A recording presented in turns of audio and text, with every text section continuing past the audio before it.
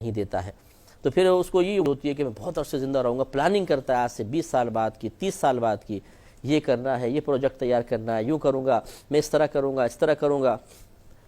جب ملک الموت علیہ السلام تشریف لاتے ہیں تو بس آپ سیٹھ جی کو فکر تھی ایک ایک کے 10 کیجئے، موت آپ پہنچی کہ صاحب جان واپس کیجئے۔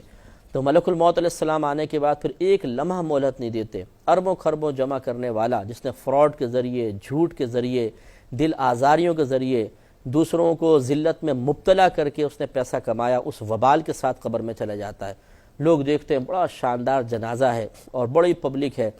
لیکن آپ نہیں سمجھ پائیں گے کہ کتنا بڑا اس کے لیے وبال ہوتا ہے۔ ایک بزرگ ہیں، نام تو میرے ذہن میں بھی نہیں ہے، لیکن یہ روایت لکھی ہے علامہ جلال الدین سیوطی رحمۃ اللہ علیہ نے اپنی مشہور و معروف کتاب شرح الصدور بشرح حال الموتى والقبور میں، بڑی نفیس کتاب ہے، اس میں آخرت کے احوال، قبر کے احوال بہت سارے بیان ہوئے ہیں۔ تو ایک بزرگ تھے، وہ گورکنڈ کا پیشہ اختیار کیے ہوئے تھے، تو وہ فرماتے ہیں کہ میں ایک دفعہ مجھے قبر تیار کرنے کا حکم دیا گیا اور سنا تھا کہ کوئی بہت بڑی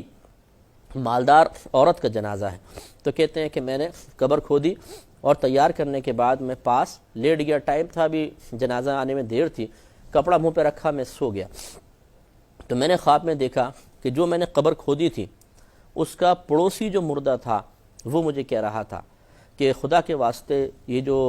جنازہ آ رہا ہے نا، اس کو یہاں دفن نہ ہونے دینا، یہ آگ ہے جو ہمیں بھی تکلیف دے گی، اس کو یہاں سے کسی طرح دور کر دو۔ تو کہتے ہیں میری ہڑبڑا کر آنکھ کھل گئی، میں انتظار کرنے لگا، دیکھا ایک بہت بڑا جنازہ آیا اور وہ سنا تھا کہ بڑی مالدار عورت کا جنازہ ہے۔ تو کہتے ہیں چونکہ مردے نے مجھے کہا تھا تو میں نے حکمت اختیار کر کے کسی طریقے سے فٹافٹ دوسری قبر کے اندر اس کو منتقل کروا دیا۔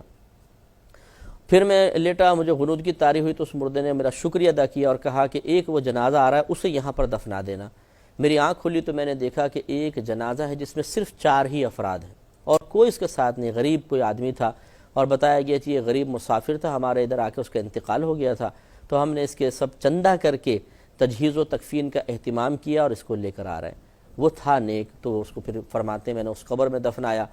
تو یہ جو مطلب ہمارے ہاں بڑا شور شرابہ ہوتا ہے کہ ایک گندے کام کرنے والا آدمی ہے، فراڈ کر رہا ہے، سود، رشوت، یہ وہ سارے اس نے کام کیے ہیں، لیکن اس کے جنازے میں پبلک بہت زیادہ نظر آتی ہے اور بڑے بڑے لوگ، شخصیات نظر آتی ہیں جن کے نام لیے جائیں تو پوری دنیا شاید ان کو جانتی ہوگی، لیکن کیا واقعی وہ قبر میں جا کے راحت پائیں گے، اس کی کوئی گارنٹی نہیں ہے۔ ہوتا ہے کہ بعض اوقات انسان غلط کام کرتا ہے اور پھر قبر میں جانے کے بعد اس کا خمیازہ بھگت رہا ہوتا ہے، ہم اس پہ رشک کر رہے ہوتے ہیں لیکن حقیقتاً وہ قابل رشک نہیں ہوتا۔ لہٰذا یہ شیطان جو ہے اسی طریقے سے امیدیں دلا کر ہمیں اللہ کی یاد سے غافل کرتا ہے اور غلط کاموں کے جواز کی دلیلیں فراہم کرتا ہے، یہ بھی جائز ہے میرے لیے، بھی جائز ہے، یہ بھی جائز ہے، جیسے یہ اس قسم کی بوگس دلیلیں کہ یہ سبھی کر رہے ہیں ہم کر رہے ہیں تو کیا ہوا؟ یہ کوئی دلیل ہے کہ سبھی کر رہے ہیں ہم کر رہے ہیں تو کیا ہوا؟